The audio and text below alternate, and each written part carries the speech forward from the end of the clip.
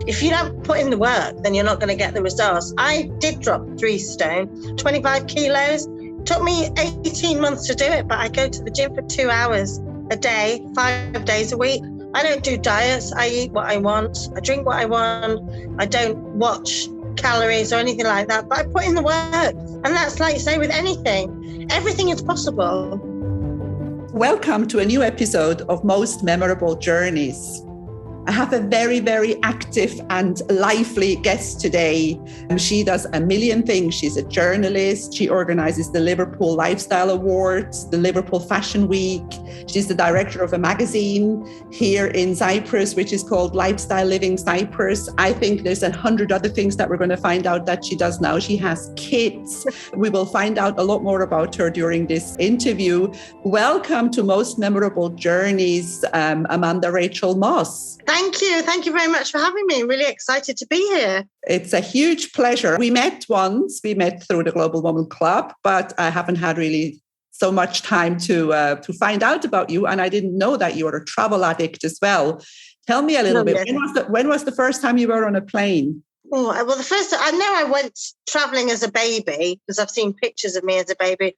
But the first time I remember going traveling, I was 14. I went to Spain for 2 weeks to Torremolinos, which is what everybody did in the 80s. So that was the first taste of, and then I got the bug. But then we went to Tenerife the next year. And from that moment onwards, I knew that I wanted to go traveling. So, but my family didn't travel a lot as they were very middle class, but they were just very tight. They want to spend the money. Well, it's not like it is now where really everybody travels. I mean, in those days, and especially people went on holidays once a year. I mean, now people sometimes go 3-4 times and it's all normal. But people saved money to go on holidays once a year. And Torremolinos was a cool place to go to. Oh, well, exactly. I hated the British climate from a young age. I've got diaries from when I was 12 saying that I'm going to buy a place abroad. I can't stand living in this country. So it was something from like very early on from my adolescence that I realised I didn't want to stay in the UK. Couldn't stand the weather, couldn't stand the traffic, the whole lifestyle. And of course, I grew up with watching Dynasty and things like that. And I lived in this fantasy world, everybody where the sun always shined and everybody was glamorous. And, fortunately, Britain in the 80s was not glamorous. Amazing. But that says a lot. I mean, there's 2 things that you just said now. You wrote in a diary that you want to live somewhere warm. And that happened. You did that. And also watching, you watched Dynasty and you went into fashion, right? Yeah. I mean, people say I lead a really glamorous lifestyle, which of course they just see the tip of the iceberg. Is with anything in business, and they don't see the 14-hour days and the staying up all night and stuff like that. But yeah, I work hard to have this glamorous lifestyle. I travel every month. I do a lot of press trips. I did before COVID, but I fly back and forth to the UK because my children are in the UK. I live in Cyprus. I bought a holiday home here in 2008, and I always intended to move here because I'd never heard of Cyprus before I actually bought this place, but I actually planned to live abroad. So I remortgaged my house in the UK with the intention of buying. And me and my ex-husband, we went all around the world pretty much, traveling, looking. We went to France, Montenegro, Belgium, Turkey, Cyprus, Florida, because both my brothers live in America. So in Italy, we looked everywhere, and then he couldn't make a decision. So I just said, right, well, I'm going to make the decision, and here I am. Yeah, this is quite an interesting situation because you live half of the year or half of the time here, but your kids live in England. Yeah, it wasn't planned this way. I have 6 kids. I'm very close to them. And ironically, I think I'm closer to my children than a lot of people who actually live with them. Like full time. So my marriage was disintegrating, and my older children, sort of like late, 19, 20, they see how happy I am in Cyprus because my ex doesn't like to travel a lot. So I bought the place so that I could bring my children on holiday every year because he was reluctant, didn't like the heat and didn't like going away as much as I did. And basically, every time I went home, every time I locked the door, I'd cry. And then it was coming to lockdown, and I was actually planning on launching. I'm a big manifester. I was planning on bringing the lifestyle magazine to Cyprus, because I've been doing it in Liverpool for 14 years. 6 years ago I tried, but it wasn't the right time. But then I met a businessman here on holiday.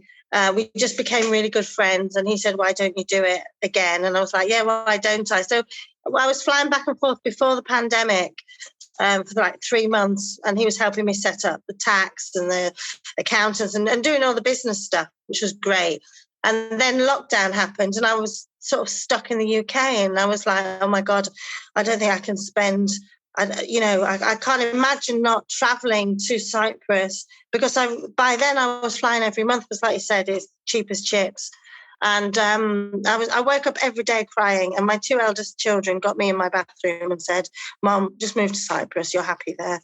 So that was what I needed to, because the whole guilt of, and you lose 99% of your so-called friends, and the judgments of, why is it okay for men to go off to on business trips, but it's not okay for women? And I know I've got an extended business trip, but people work in the army and they're away for a year at a time. People are relocated and have to work. It's just like, I say people need educating, but actually their opinion of me doesn't matter anymore. But yeah, I totally agree. I think this is one of the most liberating feelings ever, when you stop worrying about what other people think of you. And the thing is, what do they know? And as you say, your kids probably have such a good time when they actually are with you, and you have so much more patience when you actually are with them. And who has invented this concept anyway? It's up to us to create how we want to live, and as long as everybody is happy, or fairly happy, because nobody is always happy, then it's nobody's business to tell you how to do things. No, but what I've given my children is a love of travel, because they've travelled every year from when they were born. The first thing they got was, they got the passport as soon as they got the birth certificate. But they've been able to come to Cyprus for the entire month of August last year and the year before, when most people couldn't travel. Also, having like brothers in New York, they fly to New York all the time. Like this year, my 2 eldest are going off to see their cousins. Some people have a fear of travel, or they don't like being on their own and going into airports and stuff. But my children are so independent. And I've shown them that you can live your dreams. You don't have to settle in a relationship that you're unhappy with, in a situation, an environment that you don't like. I've taught them that they are the creators of their own happy lives, and they know that, and they're grateful for that. I wonder where they got that from, because you were telling me that you started traveling quite young on your own or with a friend. Where you went to Australia? Yes, well, I had a boyfriend from 16 to 23. And I literally, we became like this old married couple really young. We did really lovely stuff that I'd love to do now, like going to the Ritz for afternoon tea and walking around Camden Market and doing really lovely stuff. But I was too young to appreciate all that. And it was just like, we'd go to Mallorca every year, and I'd want to go clubbing, and he'd just want to go out to a nice restaurant and, do stuff, sip wine. And I didn't drink wine. I still don't really.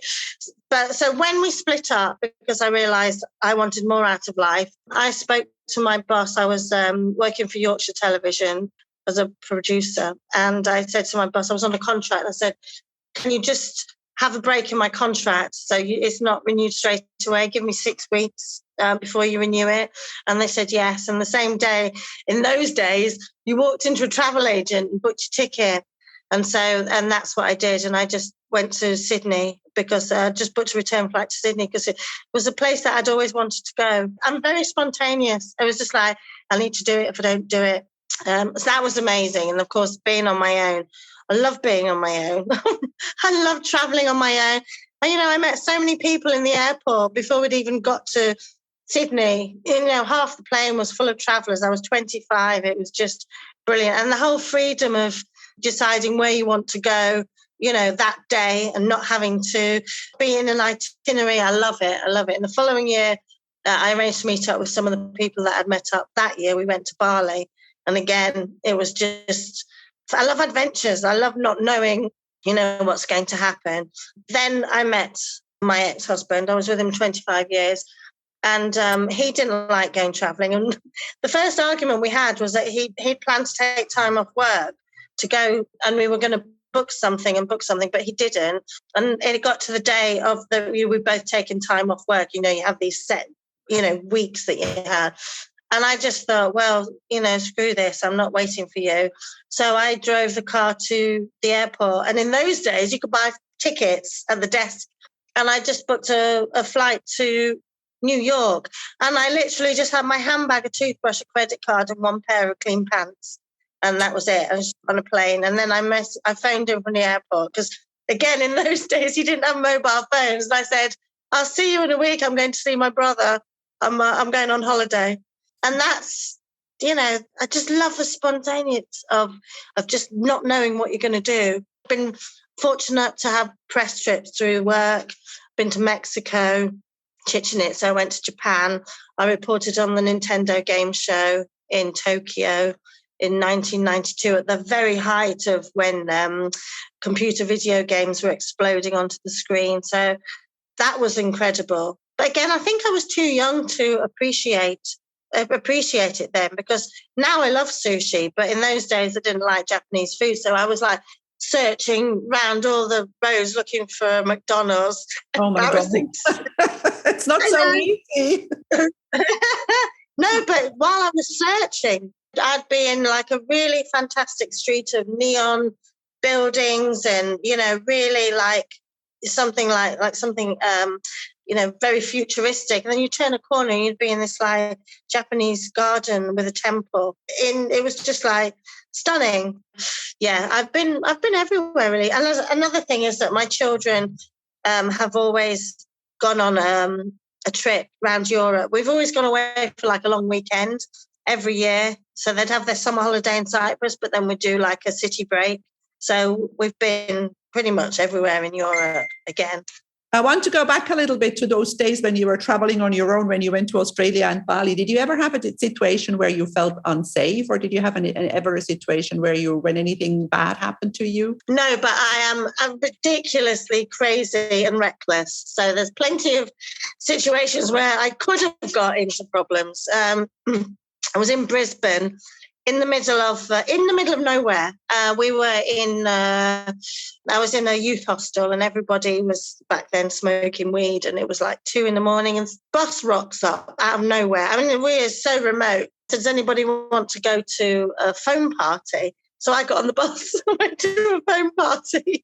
Nobody else wanted to go. They were just like chilling, and I love dancing. Even now, I love dancing. So yeah, I did that. Another time, I was on a beach in Queensland, completely remote, in the middle of nowhere, and I was sunbathing. It was clear blue sky, and then my eyes were closed, and then there was just like a shadow. So I looked up thinking, oh, God, is it clouding over? There was a guy standing over me. And he goes, you look hungry. Do you want to come back to my house to eat? And I was starving. I was such an idiot. I went back to this guy's house. He just made me a sandwich and a drink, and then we went back to the beach. I mean, how bloody stupid is that? Oh, I know. I did things like that. I mean, in my 20s, when I think of how lucky I was so many times, don't you now think about, you know, now you have kids, and I don't want my kids to know what I did. No, not to be stupid like me, because that was stupid. Another time I was in Bali. I was in a coffee shop, and this guy rocks up on a motorbike, like a little moped, and he had this iguana on his sleeve. And he said, you stop being in... I was in Kuta, which was the place where all the backpackers go. And he goes, "What? Come and see real Bali. Come and let me show you real Bali." And of course, I'm always looking for an adventure. So again, I hop on the bike. I'm a complete stranger. He drives me off into... We're on his bike for like an hour. We're going into the middle of nowhere. He takes me past factories for major brands where I can see sweatshops, which I wouldn't have seen normally. He took me through the rice paddy fields, which I wouldn't have seen unless I'd gone on some fake tourist trip. And he took me the most humbling place, and completely privileged to see it. He took me to his home village, And it was just mud huts, poverty. You know, it was like what you see on the TV, the kids in the street with no shoes on, the family making like pots of fire in the middle of the street. And then I spent the afternoon there as their guest. And it was, you know, if I hadn't have taken that risk, and yes, I'm thinking, oh my God, I went off into, you know, pretty much the jungle with a complete stranger again. Anything could have happened. And again, no phones back then. But if you don't take risks, you know, you live such a boring life, you know.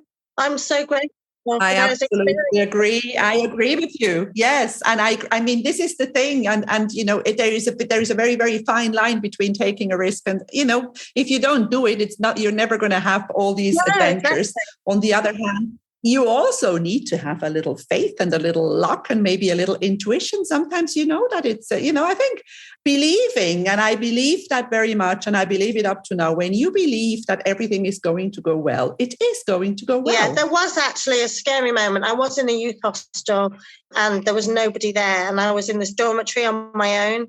And a friend of mine who I'd met was in the shower. It was late and I'd gone to bed and somebody had broken in and there was a guy standing on the end of my bed. And he looked very menacing. My friend came out of the shower and he ran off. But that was, I think, the closest I've been to danger. Yeah, it's funny. And now that you're saying that, I had an experience when I was working in the north of Greece. I was working in Skiathos, and I had an apartment which was ground floor. And one night I woke up at like 4:00 in the morning, and I woke up and there was a guy next to my bed, kneeling. And I was terrified, and I jumped up and he saw me and ran out the window. And I went to the police the next day because I wanted to know what was going on. It was a very small island, and the police chief said to me, you know, it's the village idiot. He does that all the time. Don't pay any attention to him. And I thought, yeah, thank you very much. You know, how terrifying this is when you wake up and there is somebody next to your bed. But yeah, again, now you were mentioning press trips. I want to know a little bit more about those press trips. Do you get invited to go to these yes. different countries? Yeah, because I've got a magazine in Cyprus, I've got a magazine in the UK, plus, you know, my journalist background. You know, I've written for local and national newspapers. So I'm on people's radar, which is, you know, very lucky. So yeah, I've been to Mexico. I've been to Luxembourg. I've been to Porto on a wine tasting trip, which was hilarious because, as I said, I don't drink wine. But, you know, it's like I embrace all these experiences because I did drink the wine. I did drink the port. I've been to Spain. I went to on a dolphin watching trip in Spain. Very lucky. I've been to Los Angeles. That wasn't a press trip, but I turned it into a press trip because I turn things into I do bucket list things, I manifest things, and I'd always wanted to go to LA because of the whole growing up around Dynasty and Melrose Place, and you know that lifestyle that I dreamed of, and because I do fashion shows, I decided to do a fashion show in Los Angeles. So, and I did, I lived that Melrose Place lifestyle for a week. So you just went to Los Angeles and organized a fashion show? Yeah, I've been in Liverpool Fashion Week for 10 years. I've been planning to do one in Cyprus for 2, but every time I try and do it, you know, some pandemic happens. So I've done Liverpool and Manchester. I've done Lord Mayor's fashion show for charity as well. So I've got a lot of connections, and I've never been to LA. I knew nobody there. But what I did was I went online and just found a venue, booked it, and then announced that I was doing the show. So then it was out there. And then I was committed to myself and committed for me, to my followers on social media, that I was going to do this show. Booked the flights, went on a recce with a friend. It was like a week's holiday. Sourced designers, you know, everything, the models, came back. And then with my knowledge, then I just PR'd the crap out of it, basically. And was it LA Fashion Week invited me to do their Fringe Festival. So yeah, and it was a dream. It was fantastic. One of my brothers is in New York, but he flew over. We spent a few days in Santa Monica and Venice Beach. It was just lovely. I love the West Coast. I love this area, but I love the way you're saying I PR the life out of it. How do you PR? How do you do that? I mean, give us some hints, give us some tips, because I've got a lot of people, entrepreneurs listening to this podcast. This is it. There's no tips. It's that hire a PR person. If you've got a toothache, you go to the dentist. If your tap is dripping, you call a plumber. You cannot, there's hints and tips. And, I've 30 years experience working in the media, building up contacts, building up relationships. If you send a press release to somebody, they're going to ignore it if they don't know you. If they know me, oh, it's Amanda, what she got? She got a story. I've built these relationships. You're paying for my expertise and my contacts to place you in places that you couldn't do. So that's what, and also you're building a business. You concentrate on your business. You concentrate on making your business, your product, your service the best that it can be, and save the PR and the advertising to the experts so that they can do that. Because I always say you may have the best business in the world, but if no one knows about it, then you don't have a business. So give it to an expert to promote it for you. And it's like resources, isn't it? You're calling in the resources to make, I don't do my own accounts. I know the first thing about filling in a tax form. You hire the experts, you put a team together, and that's how you build your business. So talking to all your entrepreneurs, if they want PR, they need to speak to me. That's amazing. And this is something that is so important. And, people who talk about overnight success is a preparation of 20, 30 years. Yes, exactly. Exactly. When I moved to Cyprus, my friends, who are not my friends anymore, because it's amazing. I just had this epiphany, and I just cut everybody out of my life who I didn't like, who were mean to me, who didn't give me value, who I didn't respect. It was just amazing. It was just, and it's just been a really fantastic healing process as well. But I've forgotten where my train of thought was going there now. But about people saying that they need to. People are messaging me going, "Oh my God, you're so lucky you're in Cyprus. Oh my God." And I'm just like, I've had a business mentor for 12 years. And it was like, Amanda, this hasn't happened overnight. We've sat in sessions and you said, I want to have a magazine in Cyprus. And you've made it happen because you've built the foundations in the UK. And with that knowledge and expertise, it's transferable to where I want to be. Yeah, like you say, yeah, you cannot. I mean, yeah, there's luck. Like there's people who say that they lose 3 stone in like a week or something. It just doesn't happen, does it? That is just so unrealistic. And I think also a lot of gullible people are actually taken for a ride by people who sell them that. It's also laziness on the part of the people. If you don't put in the work, then you're not going to get the results. I did drop 3 stone, 25 kilos. Took me 18 months to do it, but I go to the gym for 2 hours a day, 5 days a week. I don't do diets. I eat what I want. I drink what I want. I don't watch calories or anything like that, but I put in the work. And that's like you say with anything. Everything is possible. Even when people say, oh, I wish I could travel, you can.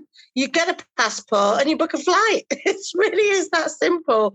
The thing is, like you are saying, everything is possible, but everything is possible if you put in the work. You've also mentioned the word manifesting a few times. Yes, you manifest, but you put in the work. You cannot say, you cannot sit on the sofa and say, I am now going to become a famous podcaster and then hope for the best. You have to find the right people. You have to find people. Like in my case, you have to find a good team who edits your stuff.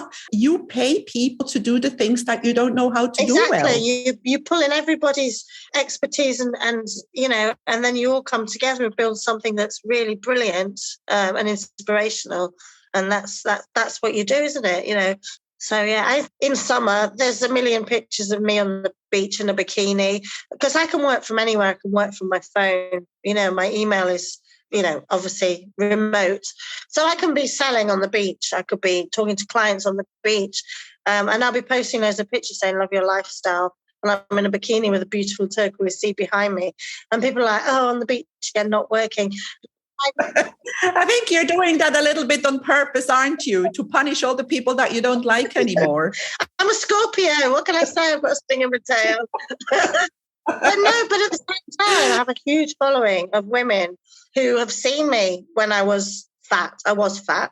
And they've seen my journey and they were like, oh, I wish I could do what you could do, but I can't. And I always say, as I say, you can. You can. But like I say, I've made huge sacrifices.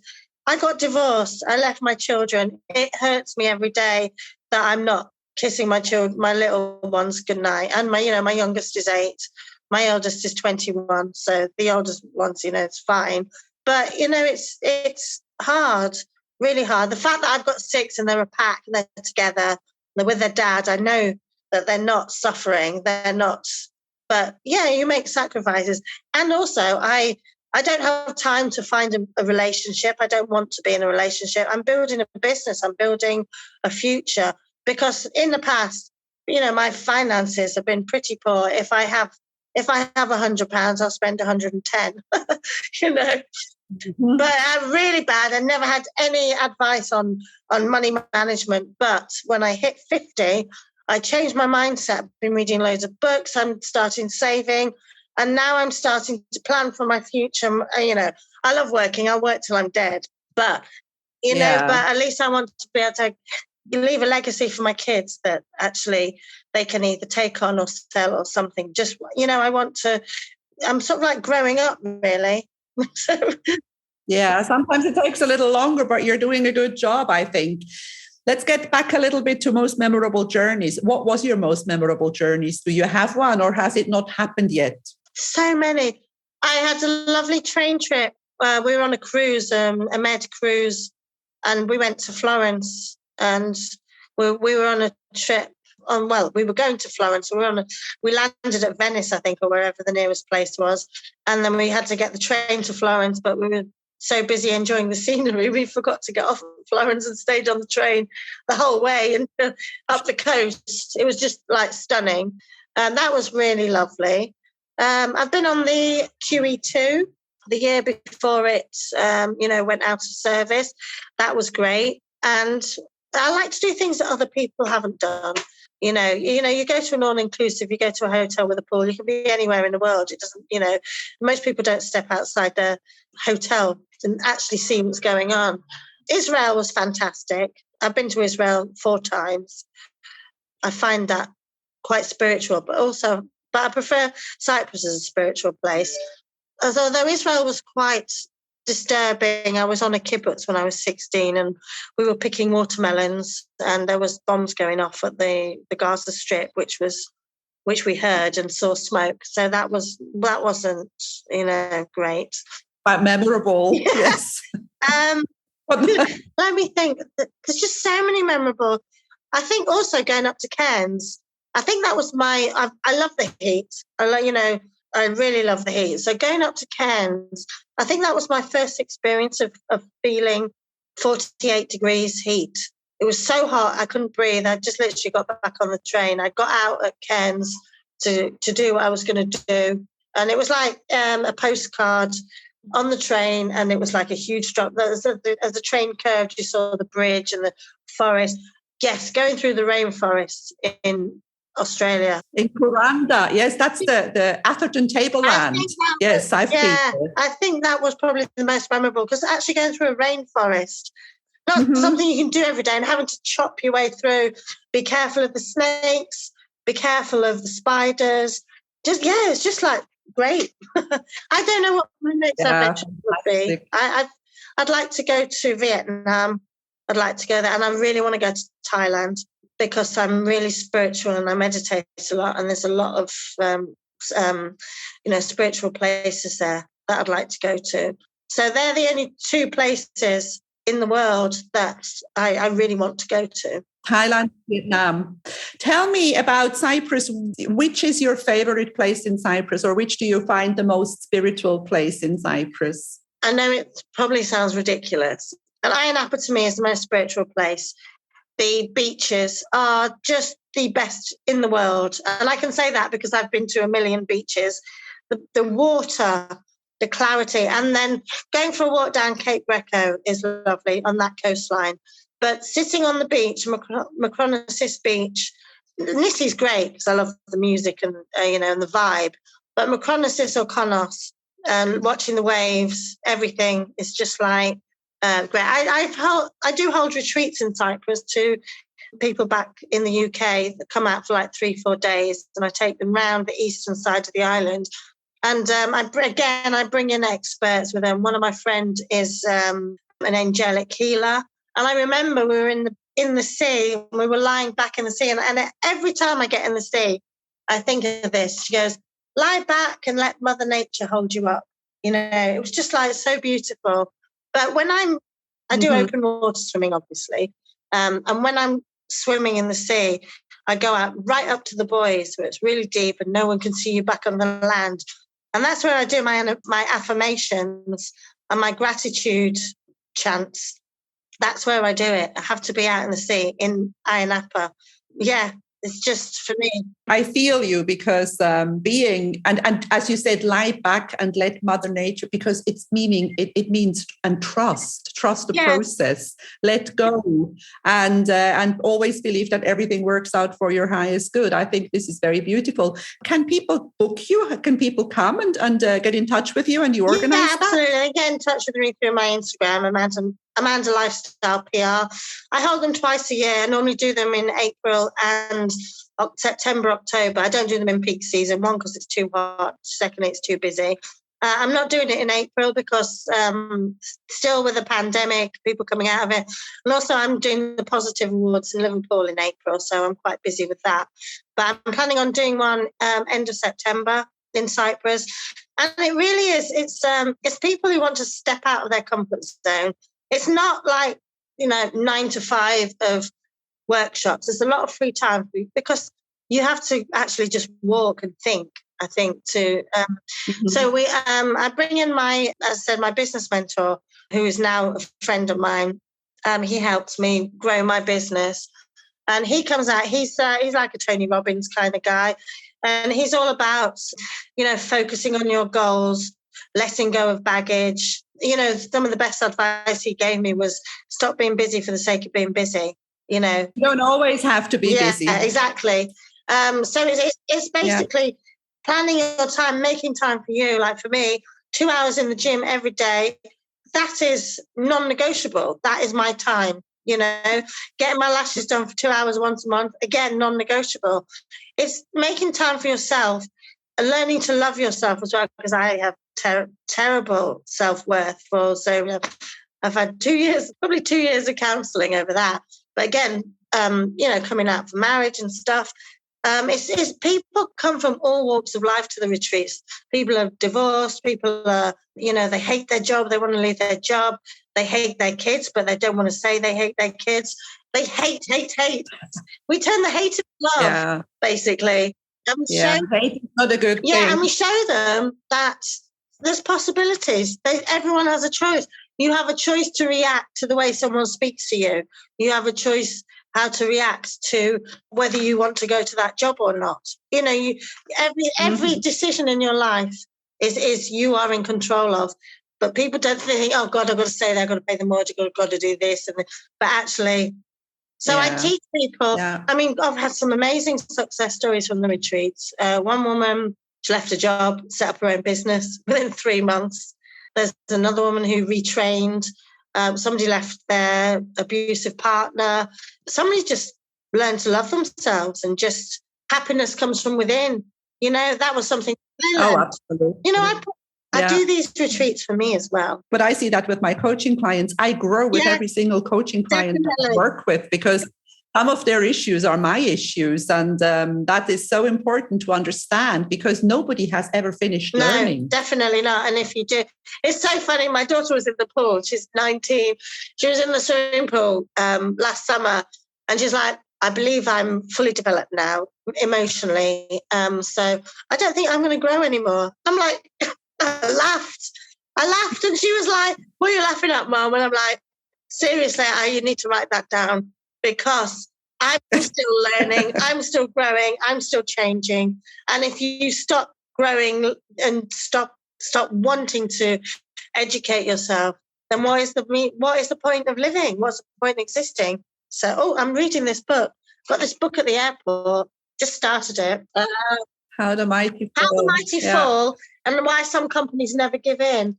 So it's all about some really massive companies that are huge, multi-billion companies that have fallen, and then how little ones succeed.